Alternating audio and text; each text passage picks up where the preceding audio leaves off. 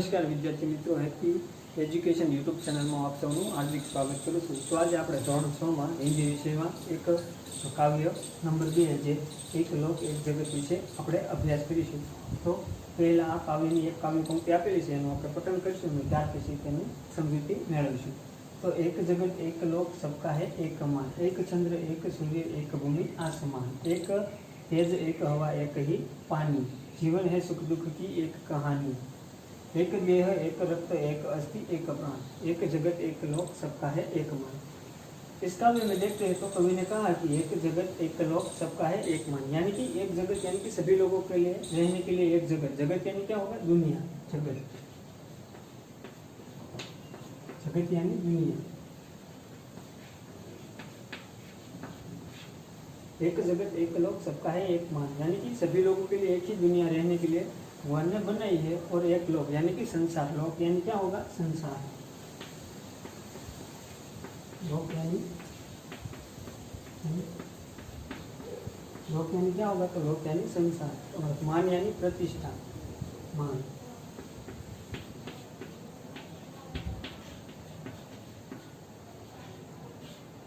तो इस पंक्ति में क्या कहा कि एक जगत यानी कि सभी लोगों के लिए रहने के लिए एक ही जगत बनाया है, एक ही संसार बनाया है, और सबका मान भी इस धरती पर एक जैसा ही है।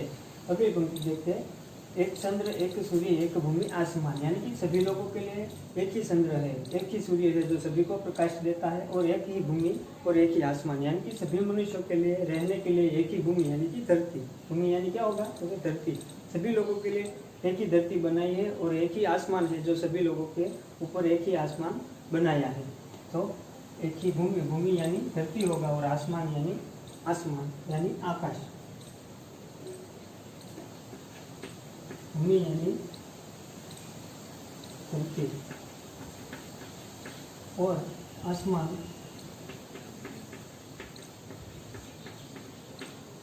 यानी आकाश, यानी सभी लोगों के लिए एक ही चंद्र है, एक ही सूर्य है, एक ही धरती है, और एक ही आसमान के नीचे सब हम मनुष्य रहते हैं। अगली काव्य पंक्ति, एक तेज एक हवा एक ही पानी, यानी कि एक ही सूर्य है जो सभी लोगों को एक जैसा ही तेज देता है, और हवा भी सभी लोगों के लिए एक जैसी ही है, और एक ही पानी, यानी कि नदियाँ सभी देशों के लिए अलग अलग है, फिर भी पानी तो सभी के लिए एक समान है, और उसका उपयोग भी सभी लोग एक समान ही करते हैं। तो तेज यानी क्या होगा? तेज यानी प्रकाश,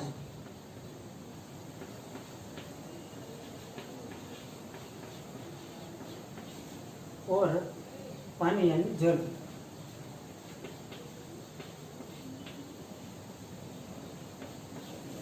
तो सभी लोगों के लिए एक जैसा ही तेज है, एक ही हवा है, और एक ही पानी है। जीवन है सुख दुख की एक कहानी, यानी कि सभी लोगों के जीवन में सुख आता है तो उसके बाद दुख आता है, अगर पहले दुख आता है तो उसके बाद सुख आता है, इसलिए कोई अमीर हो या गरीब सभी लोगों के जीवन में सुख और दुख आता है। इसलिए कहा है कि जीवन क्या है? तो कि सुख दुख की एक कहानी है। एक देह एक रक्त एक अस्थि एक प्राण, यानी कि एक देह, देह यानी क्या होगा? देह यानी शरीर,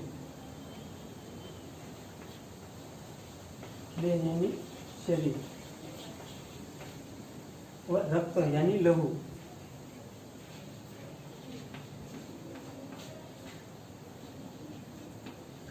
रक्त यानी क्या होगा? लहू, और अस्थि यानी हड्डी,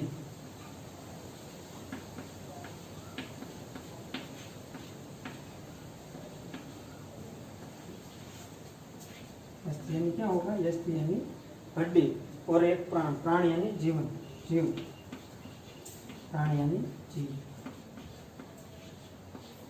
तो एक देह एक रक्त एक अस्थि एक प्राण, एक देह यानी कि शरीर जो प्रभु ने हम सबके लिए एक जैसा ही बनाया है, एक रक्त यानी कि जो हमारे शरीर में जो खून है वो भी सभी के लिए एक जैसा ही है, और एक अस्थि यानी कि जो हमारे शरीर में हड्डी है वो भी ईश्वर ने हम सबको एक जैसी ही दी है, और एक ही प्राण यानी कि जो हमारा जीव है वो भी ईश्वर के हाथों में है।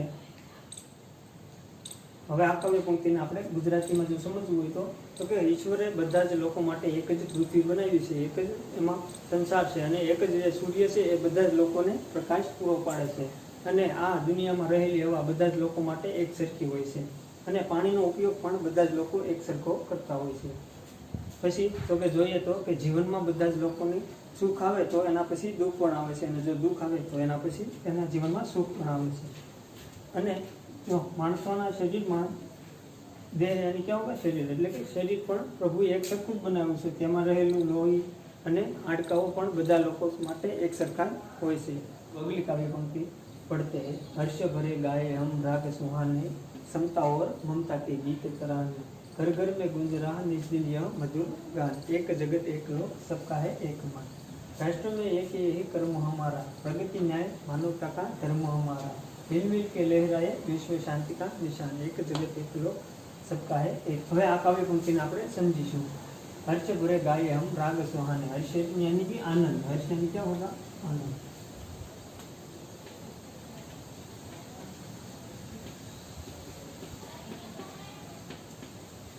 हर्ष यानी आनंद, गाए हम राग सुहाने, राग यानी ताल,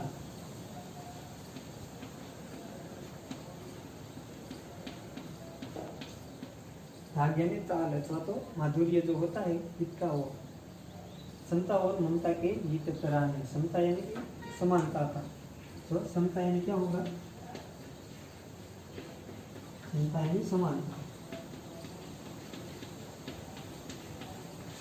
ममता के गीत तराने શું કીધું છે તો કે હર્ષ ભરેલા ગીતો એટલે કે આનંદ ભરેલા ગીતો છે એ આપણે હવે ગાવાના છે। અને બીજું શું કીધું છે કે સમતા ઓર મમતા કે ગીત તરાને, એટલે કે જે સમતા એટલે કે સમાનતા અને મમતા એટલે કે બીજા લોકો પ્રત્યેની જે માનવતા રહેલી છે આપણામાં, જે દયાભાવ રહેલો છે એના ગીતો પણ આપણે ગાવાના છે। हर्ष घर घर में गूंज रहा निज दिन यह मधुर गान, શું કીધું છે घर घर में गूंज रहा निज दिन यह मधुर गान, यानी कि हर घर में अब क्या होना चाहिए तो कि यह निष्दिन गान, यानी कि हर रोज यह गान होना चाहिए। कौन सा तो कि ममता और समता का, यानी कि समानता और सभी लोगों के साथ प्रेम भाव से रहना, यह गीत हमारे घर में रोज गूंजना चाहिए। निष्दिन यानी कि हर रोज,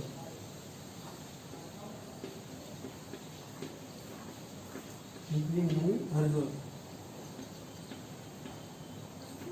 क्या हर दिन, हर रोज यानी हर, मधुर यानी मीठा गान, यानी कि हर रोज क्या होना चाहिए तो कि हमारे घर में हर रोज मीठा गान और मधुर गान, समता और ममता का होना चाहिए। अगली पंक्ति देखते हैं। राष्ट्र में एक यही कर्म हमारा, प्रगति न्याय मानवता का धर्म हमारा, मिल मिल के लहराए विश्व शांति का निशान। इस पंक्ति में क्या कहा गया है कि राष्ट्रों में एक यही धर्म हमारा, राष्ट्र में यानी कि जो राष्ट्र यानी क्या होगा देश, राष्ट्र यानी देश,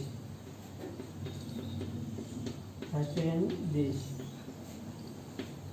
एक यही कर्म, कर्म यानी तो काम, कर्म यानी क्या होगा कार्य,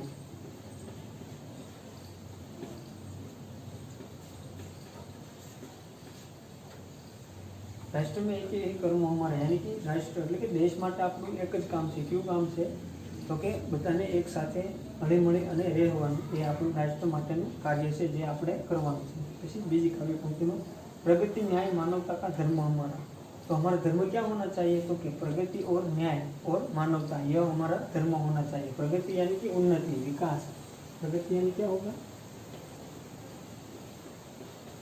प्रगति यानी विकास और उन्नति, न्याय यानी दूसरों लोगों के साथ कोई भी प्रकार का अन्याय न हो, और अगर हो रहा हो तो हमें उसकी मदद करनी चाहिए और उसको न्याय दिलाना चाहिए।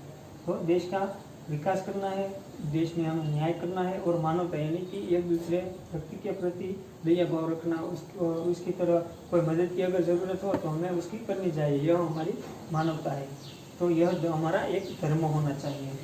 हिलमिल के लहराए विश्व शांति का निशान, हिलमिल यानी कि हम सबको एकजुट होकर क्या करना है तो कि विश्व शांति यानी कि पूरी दुनिया में क्या होना चाहिए तो कि शांति फैलानी है। हमें एक दूसरे देश को एक साथ युद्ध करना नहीं चाहिए, लड़ना नहीं चाहिए, और आतंकवाद का जन्म न हो, इसलिए हमें क्या करना चाहिए तो एक दूसरे के साथ मिल मिल के लहराना चाहिए। और विश्व शांति का निशान, निशान यानी क्या होगा निशान यानी चिन्ह, निशान यानी चिन्ह। तो કાવ્ય પંક્તિમાં શું કહેવા માંગે છે તો આપણે ખુશી અને આનંદના ગીતો ગાવાના છે અને બધા જ લોકો સાથે હળીમળીને રહેવાનું છે। અને આપણા દેશ માટેનો આપણો પહેલો ધર્મ કેવો છે તો કે બધાને કોઈ પણ ધર્મનો માણસ હોય તેની સાથે હળીમળીને રહેવાનું છે। અને બીજું શું કીધું છે તો કે પ્રગતિ, ન્યાય અને માનવતા, એ આ ત્રણેય શું છે તો કે આપણા ધર્મો છે.